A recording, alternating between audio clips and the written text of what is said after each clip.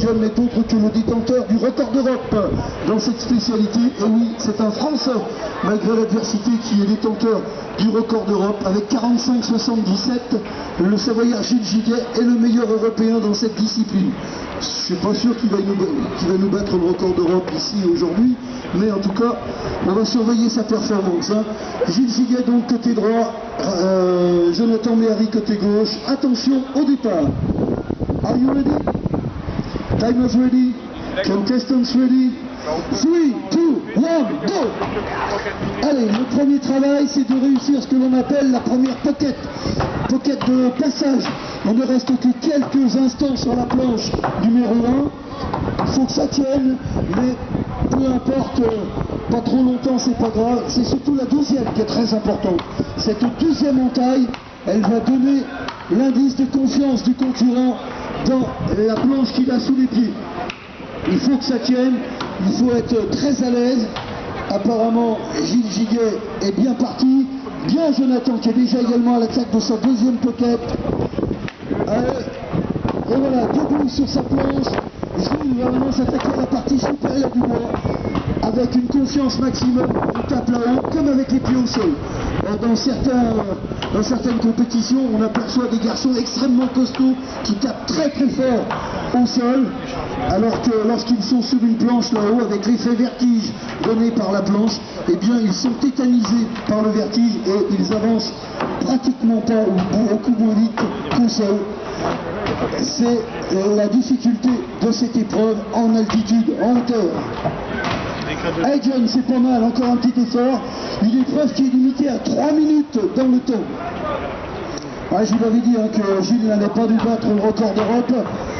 Changement de hache en plus en cours de route. Ça va forcément calmer un petit peu la performance du Savoyard. Allez, c'est bien, ça progresse bien.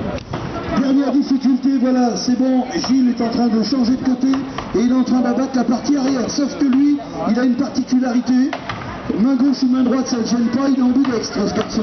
Alors forcément, ça aide pour terminer la coupe sans être gêné par la prise de la hache avec la main opposée. Et regardez d'ailleurs, c'est pratiquement fait. Encore un coup, ça devrait tomber. Ah non, il en faudra un deuxième. Ça y est, c'est fait, c'est tombé. Voilà, on peut l'applaudir au passage. Et il fait des bouts pas si mal, notre jeune. Il te reste une quarantaine de secondes pour terminer la coupe, John. Ne faiblis pas, c'est le moment d'accélérer, au contraire, de rester bien précis dans les coups. Hop. On a une croche qui est tombée là. On va remettre la croche parce que c'est dangereux. Ça fait partie malheureusement des aléas. Habituellement, on a une sangle autour de ces croches. Voilà. Allez, il te reste 20 secondes pour terminer. Attention, hop, on s'écarte. Dernier coup de hache avec un petit peu de chance. Il peut finir dans les temps.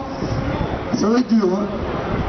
On va lui accorder une quinzaine de secondes. 15 secondes de bonus. Allez, avant 3-15 et c'est bon. Allez, John. Allez, pour nous, qu'on encourage. Allez. Ça sera trop juste. Ce sera trop juste, hélas. Ça, c'est une épreuve que les juniors ne font pas. Hein. C'est une épreuve qu'il va découvrir. Et voilà, c'est bien, c'est pas si mal. Un peu perturbé par...